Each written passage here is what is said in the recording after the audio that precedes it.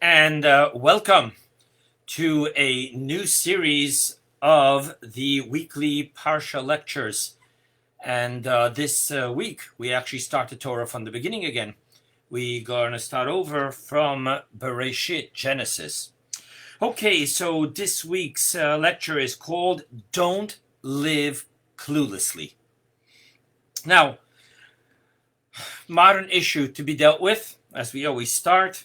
So the origin of the proverb, ignorance is bliss, is in Thomas Gary's poem, Ode on a Distant Prospect of EtonCollege in the year 1742.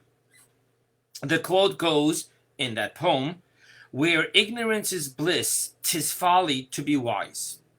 Now, my teachers, however, would add but two words to the proverb. Ignorance is a fool's bliss.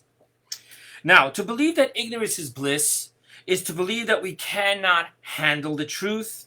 Even more so, it is to believe that God has brought us knowledge of something that we can do nothing about. Not for the world around us, nor for the world within us.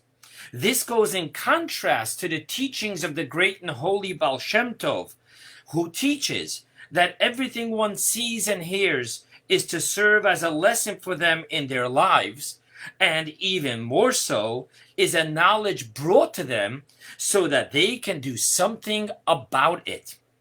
Thus, he who revels in ignorance is one who flees from responsibility and accountability. While in truth, there is no greater bliss and a feeling of deep contentment in knowing that we have lived up to our responsibility with the knowledge of a truth that God brought to us. However, according to Kabbalah and Hasidus, God created the world precisely with a bliss of ignorance, and it is our purpose to overcome this fool's bliss and search out the truth and to live by it. This lecture is based primarily on a mimer, a mystical teaching the Rebbe delivered on this Shabbat in 1969, exploring the deeper dimension of how God created the universe and the purpose behind why God did it so. Okay, let's get into some introductions. First introductions is getting beyond coincidence. They tell a story of a person running late to a very important job interview, driving through the parking lot, frantically looking for an open spot to park in. Desperately, he calls out to God, "God, please, I need this job. Please open up a parking spot for me." Lo and behold, someone pulls out of a parking spot right before him, to which he immediately responds with, "Never mind, God, I found one." Coincidence, this is a quote, "Coincidence is God's way of remaining anonymous," so says Albert Einstein. And if we are to have a true and tangible relationship with God, true enough and tangible enough to carry us through all the ups and downs in life, we are going to need to make sure that God isn't ever anonymous in our lives. Another introduction. So as an introduction to the mystical concept that we are going to explore in this lecture, we are going to need to explain the two most used names of God in our blessing and prayers. So God has 7 names, some have 10 names, and the two most used ones is what we call Havaya and Elokim. Allow me to explain. Havaya, this is the ineffable tetragrammaton name of God, which we do not presently know its pronunciation. It was known and used up to the times of the Second Temple, and even then it was not taught publicly to the masses. Today, when in prayer and in Torah reading we come across the name, we pronounce it as Adonai. Now, I broke that into 3 pieces so that I don't say God's name in vain. That's the name we're talking about. It's spelled with a Yud, Hey, Vav, and Hey. In the works of Kabbalah and Hasidus, we refer to it as the name of Havaya. Now, being that in prayers and in making blessings, we need to know the meaning of the words we say, therefore, the Code of Jewish Law gives us its clear definition, the name of God, which we use in prayers and in blessings. And it says as follows, I quote, "Concentrate on the Yud Hey, the ineffable tetragrammaton, that," and here's the definition, "was, is, and will be." And then when one mentions Elokim, concentrate on that he is strength, master of wherewithal, and master of the powers of all. Okay, so there you have the two halachic legal definitions for the two names of God, the Havaya name and the Elokim name. Now, simply speaking, within the four letters of the ineffable tetragrammaton, Yud, Hey, Vav, Hey, you have the words Haya, which means was, Hoveh, which means is, and Yiyeh, which means will be. I put a note here just that you know that the letters Yud, Hey, Vav, Hey do not spell out the word Yiyeh. However, the great sage Magen Avrohom, he quotes from the Talmud that sometimes we find the verses use the letter Vav and Yud interchangeably, which if you interchange the Vav for a Yud, you'll have Yud Hey, which means Yiyeh, which means will be.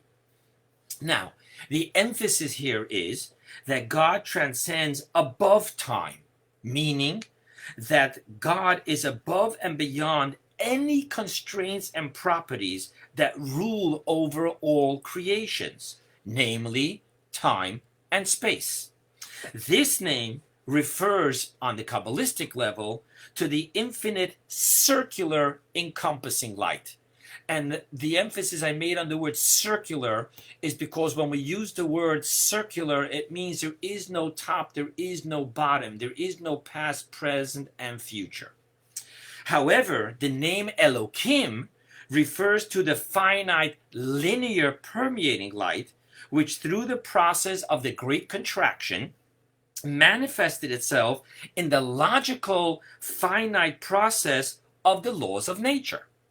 Thus, we find the numerical value of the name Elokim, Aleph Lamed Hey Yud Mem.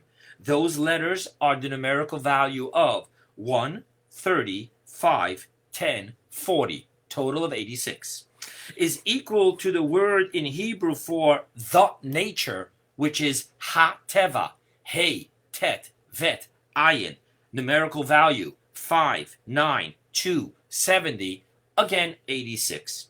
Because this is the name of God, the Elokim name, which refers to the divine light that creates and vivifies all of creation in a finite matter of the evolution of cause and effect, or in the words of Kabbalah, cause and caused. Now, let us take this one step further. The name Havaya, which we said is Haya, Hoveh, Yiyeh, was, is, and will be, is also defined from the word Mehaveh, which means to bring into existence something from nothing. Now, the power of true creation, which lies only in the power of the omnipotent essence of God, is ex nihilo, something from nothing.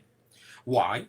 Because everything, even the infinite light, is an existence, and thus can only bring something from something, known as formation, to bring forth a form from a mass. However, to bring forth a something from nothing, a mass from nothingness, can only come from the essence of God, who was, is, and always will be, from who all comes forth into existence. Now, it's getting a little mystical, but for those of you who've been around the block with me, it'll all make tangible, practical sense. However, Were the universe to be created directly from this omnipotence of Havaya, the infinite circular light, then the universe would be infinite, with each creation within it being infinite. God's desire, however, is to have a finite world with finite mortal beings. Thus, I want to take you to a verse in Psalms that reads as follows. For a sun and a shield is Havaya Elokim.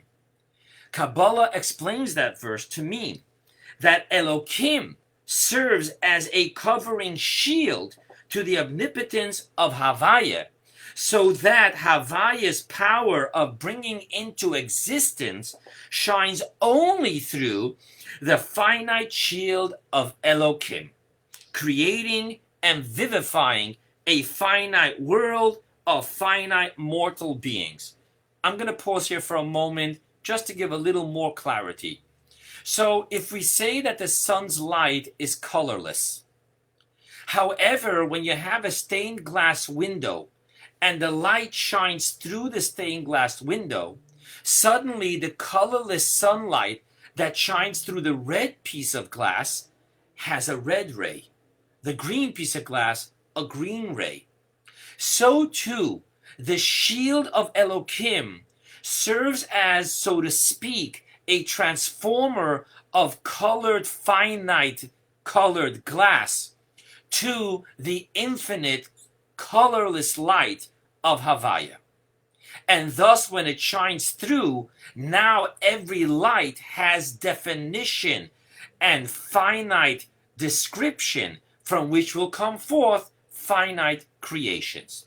Okay. This is why, this is an interesting thing you're about to hear. In Kabbalah and Hasidus, the name Havaya refers to the emanation of kindness, which Kabbalistically means revelation, while the name Elokim refers to the emanation of strength, which in Kabbalah means strictness, justice, concealment. Now that we have this understanding to the Kabbalah behind these primary two names of God, we can point out something unbelievable in the story of Genesis in the beginning of the Torah. Throughout the entire process of Genesis, the entire 6 days of creation, we find only the name Elokim. In the beginning, let's quote, Bereishit bara Elokim. In the beginning, Elokim created the heavens and the earth. Let's go to all the other creations. Vayomer Elokim, and Elokim said, let there be light, let there go forth. Always the name Elokim.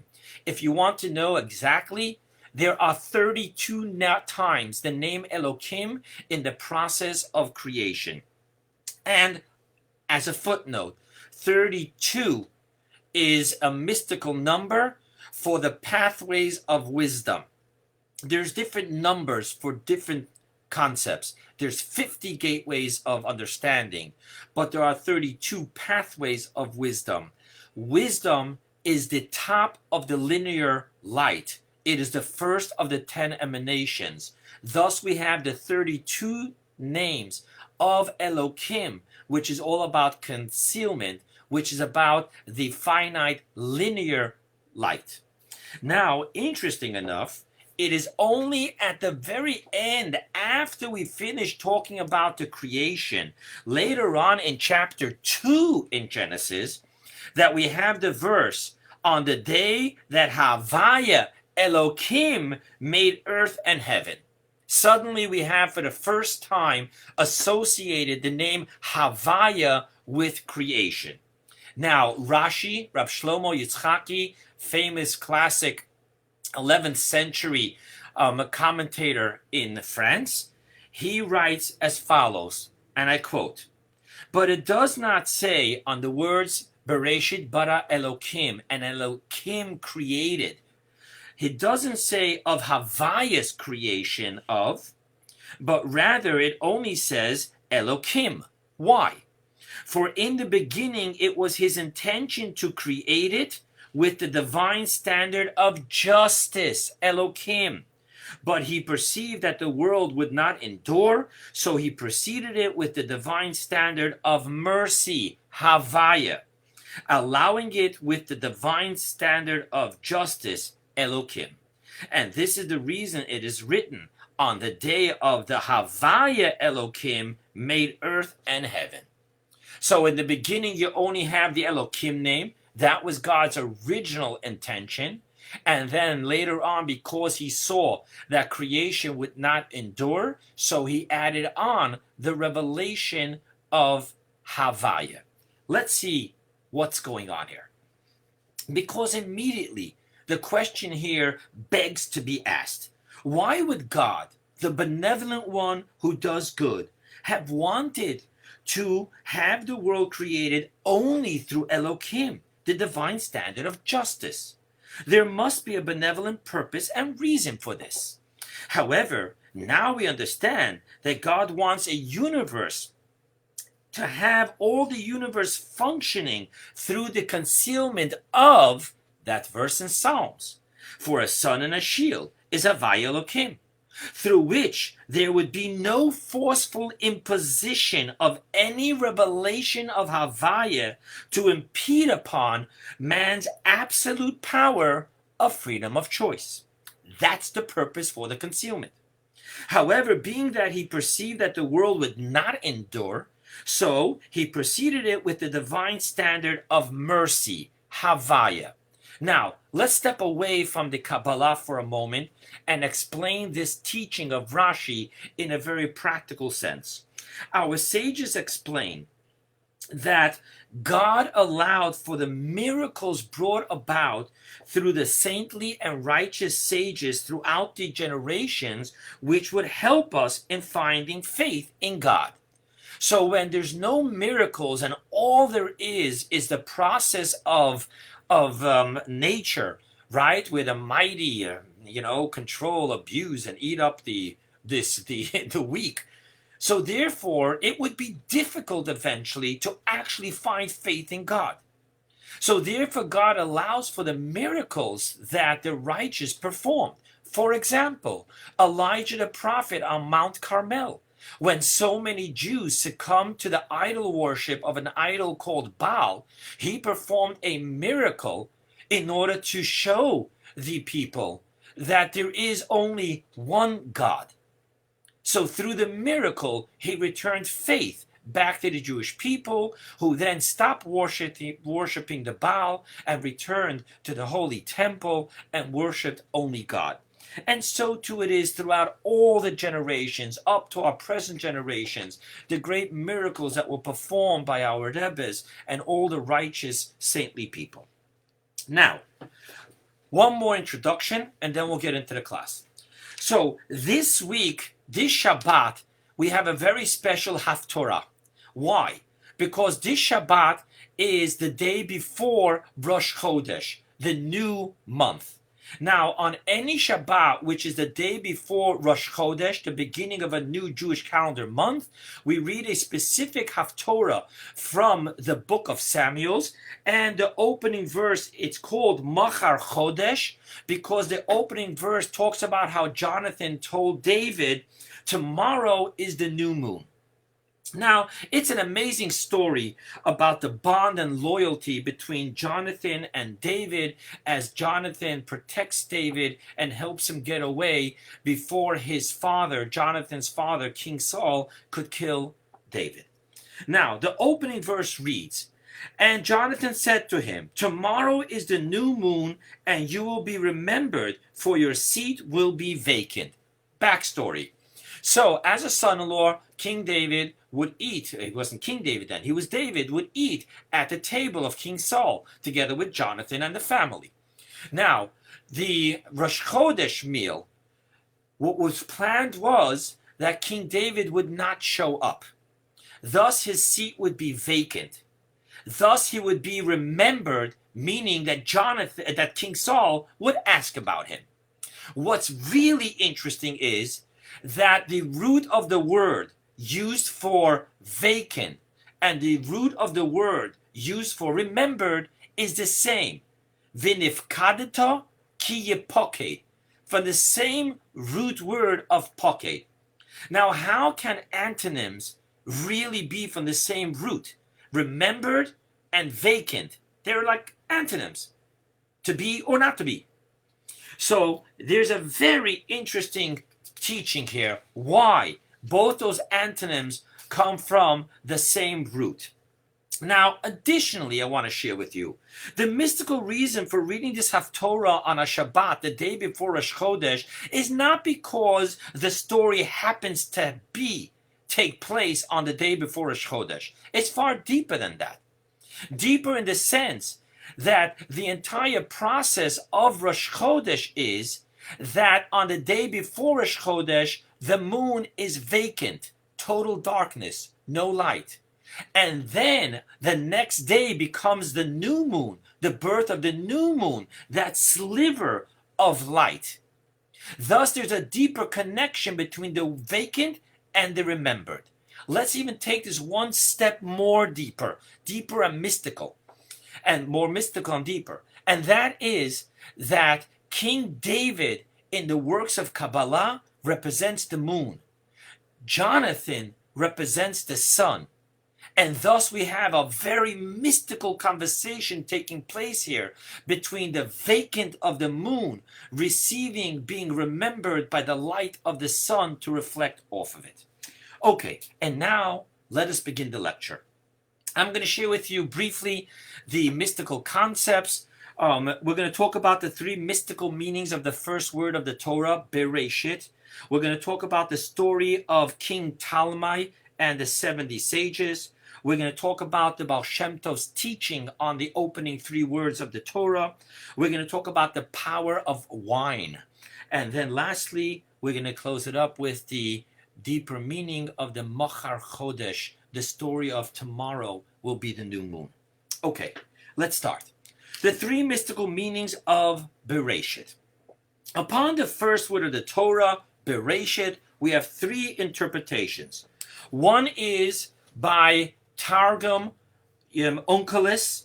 Targum Onkelos says the word Bereishit, he defines it and translates it as the word kadmon, primordial. In Kabbalah, this refers to the supernal crown. Thus, the word Bereishit, the prefix bet can mean with or in or by. So let's read it as with the supernal crown. Through the supernal crown, God created the heavens and the earth. There's another interpretation, translation of the Torah, written by a great sage called Yonasan ben Uziel. And in his translation, he says the word Reishit means wisdom, bechachmisa. And Bereishit, with wisdom, God created the heaven and the earth. Then there's a third interpretation that comes from the Zohar, which it breaks the word Bereishit into two words, bara shis, which means created six. And what it means is that according to the Zohar, God created the world through the six male emotion emanations. And by the way, I'm not going to get into the detail of this teaching of the Zohar, but it's really detailed. For example, the first emotion emanation is kindness, revelation. Thus, you have the creation of light. The second day is the emanation of justice and concealment and boundaries. Thus, you have the separation between the upper waters and the lower waters. Jump to the end. On the sixth day, you have the emanation of foundation. Thus was the human being created, the foundation of all of creation. And then on the seventh day, which is the feminine mystique, which is kingship, you have the regality of Shabbat.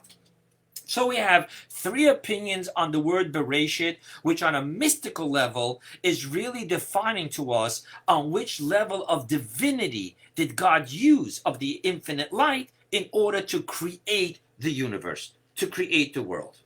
Thus, when the verse states Bereishis bar Elokim, right? Bereishit Elokim created, and we explained that Elokim is the shield that conceals the Havaya within. We speak of three different levels of concealment.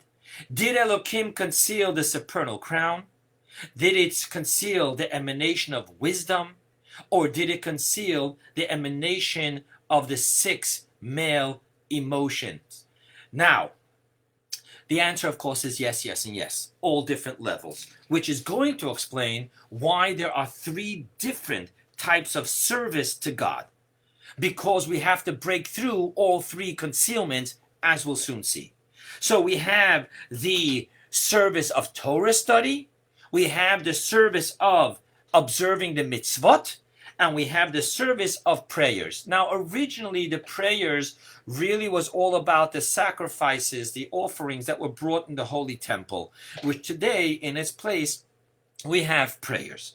Now, these 3 levels of service, these 3 different type of services, is all for one purpose, and that is in order to transform the opaqueness of the concealments and make Elohim transparent to Havaya, and bringing the Havaya illumination into the Elohim, revealing the hand of God within his glove of Mother Nature. Okay, so now let's go ahead and explain. I want to share with you a story in the Talmud, and the king is called Talmai. In English, it's called Ptolemy, the Egyptian king. It talks about how he gathered 70 sages. In the Talmud, in Megillah, page 9, side A, it says 72.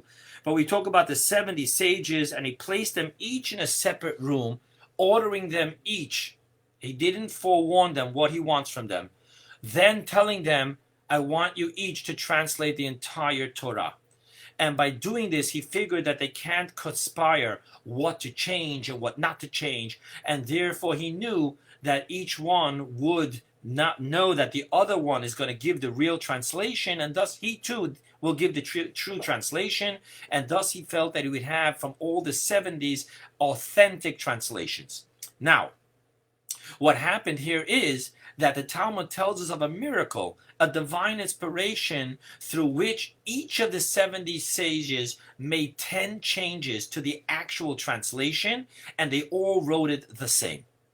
Now, I'm going to share with you just the first of those 10 changes, which is on the first 3 words of the Torah that we are discussing. Now, from the words Bereishit bara Elohim, which literally reads, beginning created God, each sage knew that this could be misinterpreted as there was something called beginning, and this beginning created God. And thus they all reorganized the words in which it said, God in the beginning created. Now, the question I have here is, why did God not do it the way the sages did it? Why would God leave an opening for such a horrific fundamental mistake that God was created rather than always having existed? So, the answer will be understood from a teaching of the holy Baal Shem Tov. Now, the holy Baal Shem Tov gives the following definition to the first 3 words, which leads into the rest of the verse. Bereishit, which we know means in the beginning. It can also be translated as primary. Thus he says, Bereishit, the primary purpose and mission of creation, is bara Elohim. Now the word bara means create, but bara also has the mystical meaning of revelation. Thus the Baal Shem Tov says, Bereishis, the primary purpose and mission of God creating the world, is that we should come along and bara Elohim, reveal the divinity, the hand of God within the glove throughout all of the heavens and the earth. Thus we have over here a really beautiful concept to why God worded it specifically that way. Now, how do we do this? So I shared before that there are 3 different levels of concealment, the 3 different interpretations to the word Bereishit.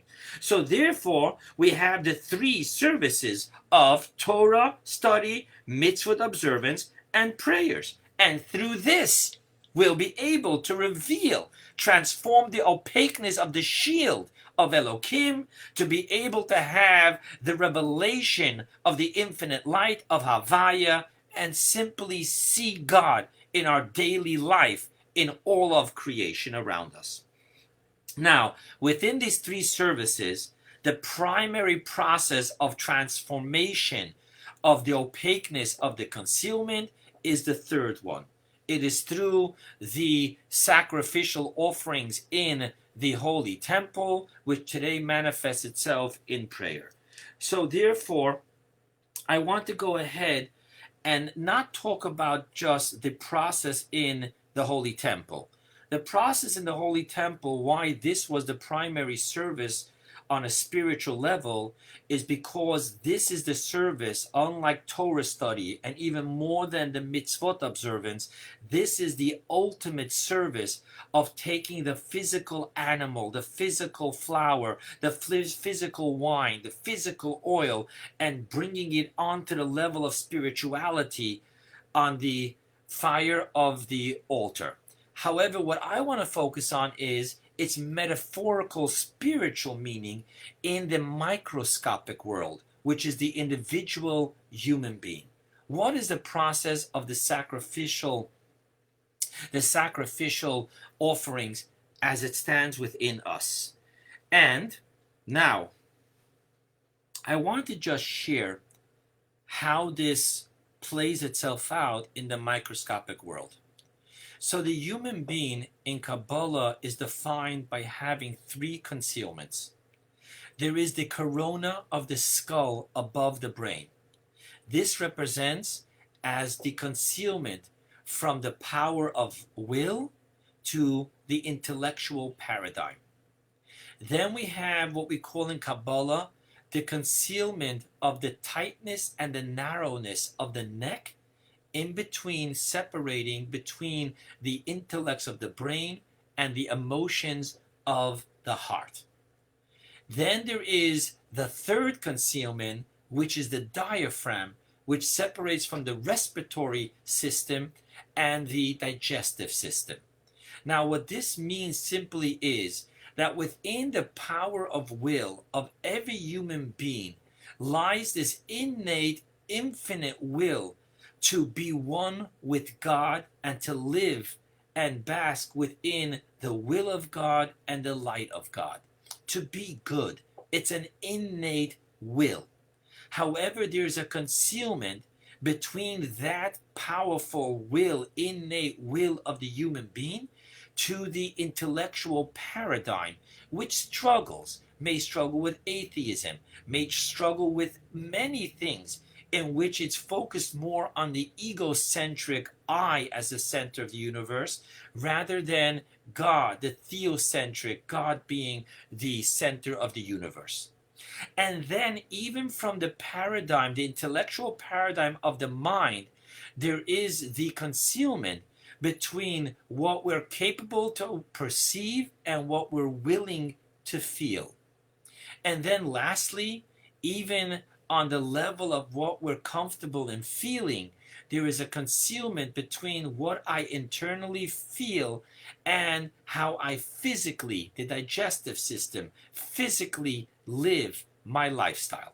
Now, the service is to be able to do what the Baal Shem Tov calls the Bereishit bara Elohim, meaning bringing to the revelation from the power of will within the soul, all the way down to dominate through the paradigm, to dominate through the emotions, and to become a practical way of living.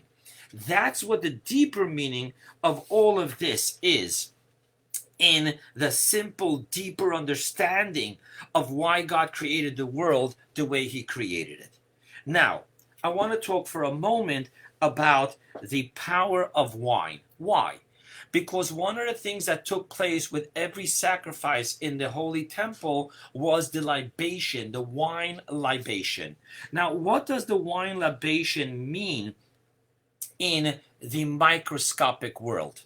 So I want to share with you a verse found in the book of Judges, which says as follows: wine which causes God and man to rejoice.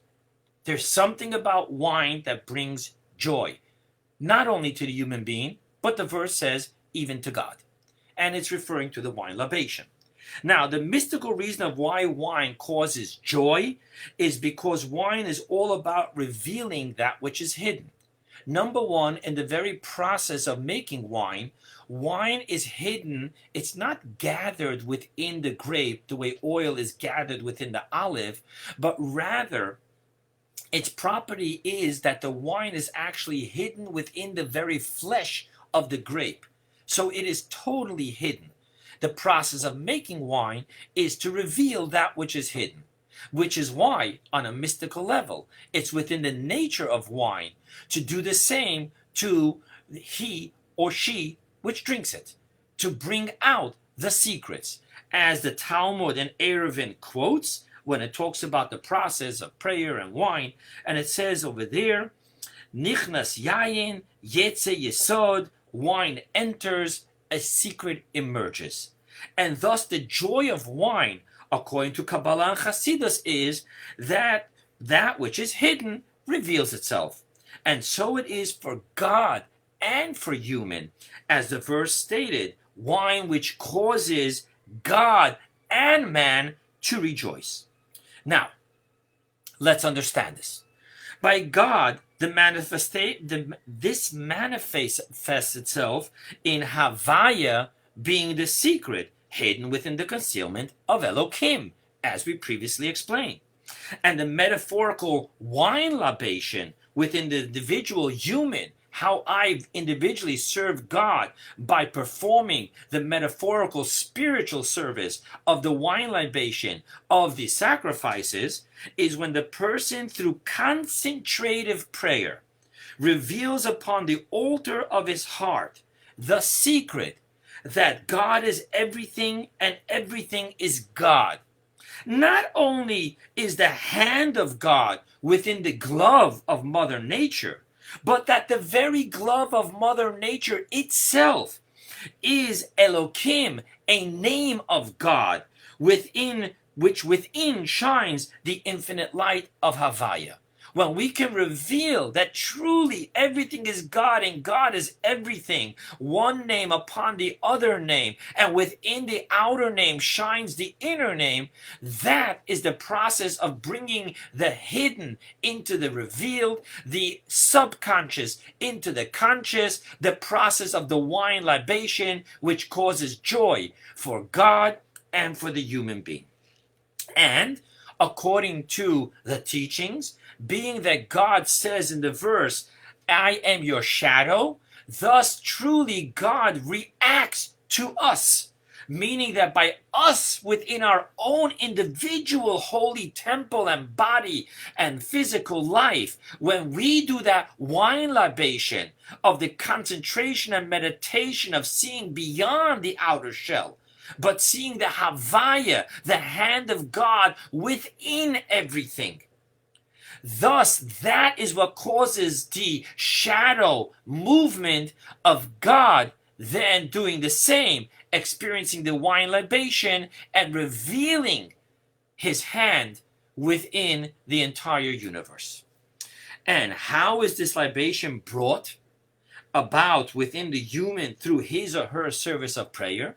I spoke about the concentrative prayer, but I want to be more specific now. Wine is the experience of transcending the limitations of our intellectual comfort zones. Now, intoxication, it's all going to depend upon the person drinking. I have witnessed people drinking, saying l'chaim, and just losing the parameter of intellect and even beautiful emotions, dancing on the table, but they've lost the power of the intellect. Then I've seen really great teachers really saying l'chaim and farbringing, and the more they said l'chaim, the deeper, the refiner, and the more abstract the teachings to which they took us to. It kind of was like through their saying l'chaim, they shed the coarse human, egocentric paradigm of intellect and truism, and was able to take us to a more refined, abstract truism. Thus, we talk about the power of wine, the power of intoxication being to take us past the coarse comfort zones of our physical, human, intellectual paradigms. Now, let's talk about how this plays itself out in the service of prayer. So, wine is the experience of of transcending the limitations of our intellectual comfort zones. Thus, in the Shema, we have three types of love. And the verse tells us that you shall love God your God with all your heart, with all your soul, and with all your might. Now, the way Kabbalah and Hasidus explains it, the love God with all your heart and all your soul are logical levels of love with we are very comfortable. It is built upon the concentration, the meditation of the verse in Deuteronomy, and I quote to you, to love the Lord your God, for he is your life and the length of your days. Yeah, I love God. God is my life. I love myself. I love life. Thus I love God. That's a comfort zone. However, the love of with all your might in the canals of Hasidus represents a love that transcends any intellectual comfort zone. Why? Because it is in which all we want is to leave go of our finite mortal beingness and to return into the bosom of the essence of God. Now, this is brought about through the service of wine libation, through an intoxication that rises us up beyond the comfort zone of our egocentric mind, in which we are the center of the universe. Thus, the primary soul of the wine libation of prayer service is humility and self-negation. I am not the center of the universe upon which everything revolves, through which we can then experience a love beyond the human comfort zone, the love of with all your might. It's not about me. It's not about God being my life, my length of my days, but rather it truly shifts from me to God. Thus, wine libation, intoxication in this level is all about being able to get beyond our nose, to get out of self, out of the egocentric mind's perception of reality that I am the center of my universe. Now, let's take this one step further. The road to experiencing this passionate, infinite love of God is by first contemplating on how, even though our soul is truly a piece of God above, which basks in the light of God, however, presently, our soul has descended into the furthest distance from God, into the absolute opaqueness of the concealment of Elohim, in which we live in a rebellious life of darkness against God. Now, our soul is in a state of being vacant. Remember that word from Jonathan talking to David. From its place before and within God.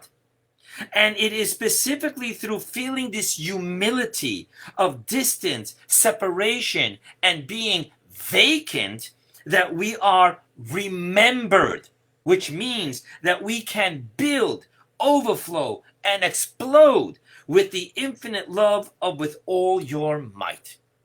As they say, distance makes the heart grow fonder. Now, this is the deeper secret of our Haftorah of the Machar Chodesh, in which it is revealed that the very root of being remembered is the same root of being vacant. Why? For it is precisely through the humility of acknowledging one's vacancy that he is then blessed to be remembered. This is the secret of King David's eternal kingship. In his being humble, remember King David is the moon, in his being humble to put aside any of his own light, but rather to allow himself to be but a reflection of God's sovereignty. So too, this is the secret of Bereishit bara Elokim, of revealing the light of God within each and every creation and experience of the heavens and the earth in our lives, not from a self-serving perspective, but from selfless perspective of service to God and to mankind. This is what is called in the recovery, it's the recovery prayer of God. Please reveal to me your will for me and grant me the strength to carry it out. When that's what we see in the heavens and the earth of our physical life, that it's all about God's will and for me to carry it out, thus we have the fulfillment of the Baal Shem Tov's teaching, bara Elokim. We will bring a transparency and a revelation of God in every aspect of our life. In closing, we now see that the bliss of ignorance is the shameful bliss of being able to live a self-centered life with no rejection from our conscience. YOLO is the cry of this bliss. You only live once, so make sure to extract every possible experience of pleasure, personal gain, fame, wealth, and power. The challenge is to give up living a clueless, blissful life and to face the true beauty and joy of knowledge, which brings with it responsibility and accountability. The true joy to God and to man is when we can experience the selfless intoxication of a wine libation in which God and not us become the center of the universe, and thus being of service to God and to all of God's creations is where true joy lies. Thank you.